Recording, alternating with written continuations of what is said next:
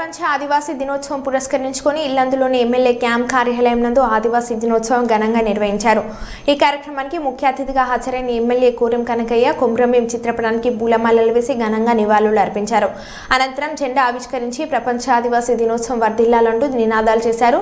JK colony నుండి కొత్త bus stand వరకు ఆదివాసీల సాంప్రదాయ డప్పులతో ర్యాలీగా బయలుదేరి కొమ్రమేం విగ్రహానికి పూలమాలలు వేసి నినాదాలు చేస్తూ నివాళులు అర్పించారు। ఈ కార్యక్రమంలో ఎమ్మెల్యే కోరం కనకయ్య ఆదివాసుల సాంప్రదాయ డప్పులను మోగిస్తూ ర్యాలీలో పాల్గొని అందరినీ ఉత్తేజపరిచారు। ఈ కార్యక్రమాన్ని ఉద్దేశించి ఎమ్మెల్యే కోరం కనకయ్య మాట్లాడుతూ ఎవరికి దక్కనటువంటి అరుదైన రోజు ప్రపంచ ఆదివాసులందరికీ ఒకే రోజు ప్రపంచ ఆదివాసీ దినోత్సవం ఉండడం ఆదివాసులకు గర్వకారణమని తెలిపారు।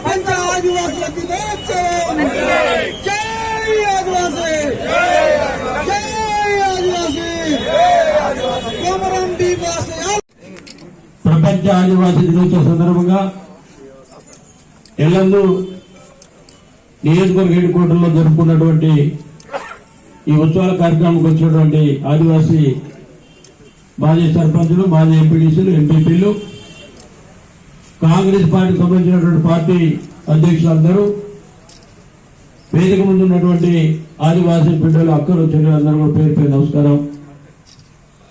చాలా సంతోషం। ఆదివాసులందరూ కూడా ఒక పండగ, గొప్ప వాతావరణం ఇది।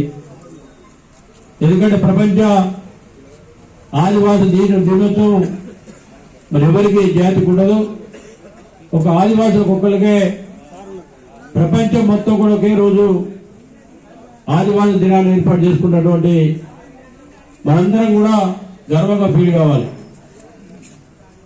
ఒకటి గుర్తుపెట్టుకోవాలి, రాష్ట్రాల్లో ఉన్నటువంటి తెలంగాణ ప్రాంతంలో నివసించే గిరిజన కొండల్లో నివసించినటువంటి ఆదివాసీ బిడ్డలు సంస్కృతి సాంప్రదాయాల్ని భద్రపరుచుకుంటూ వారికి ఉన్నటువంటి చిన్న వ్యవసాయం చేస్తూ జీవనం గడిపేటువంటి పరిస్థితి నాడు। గతంలో మనిషి ఆదివాసీ బిడ్డ పుట్టినప్పటి నుంచి ఇప్పటి వరకు ఒకే స్థితిలో ప్రపంచం మొత్తం కూడా మరి ఆదివాసీ యొక్క స్థితిగతులు అంతే ఉన్నాయి। మరి ఈనాడు కేంద్రం ఉన్నటువంటి ప్రభుత్వం కానీ రాష్ట్రాల్లో ఉన్నటువంటి ప్రభుత్వాలు కూడా ఆదివాసుల మీద దృష్టి పెట్టి వారి విద్యా వైద్యం కోసం, అదేవిధంగా వారికి ఇచ్చినటువంటి మొన్నటి తెలంగాణ రాష్ట్రంలో ఉమ్మడి ఆంధ్రప్రదేశ్ లో కూడా వ్యవసాయం కోసం చిన్న చిన్న రైతాంగానికి 2 ఎకరాలు 3 ఎకరాలు కూడా పట్టా ఇచ్చారు। మరి వారందరూ కూడా ఆర్థికంగా పెరిగే విధంగా వారికి విద్యుత్ కానీ, అదేవిధంగా బోర్లు కానీ మరి నూతన వ్యవసాయ విధానాన్ని పరిచయం చేస్తే ఈనాడు వాళ్ళు ఆర్థికంగా బలోపేతం అవుతారు।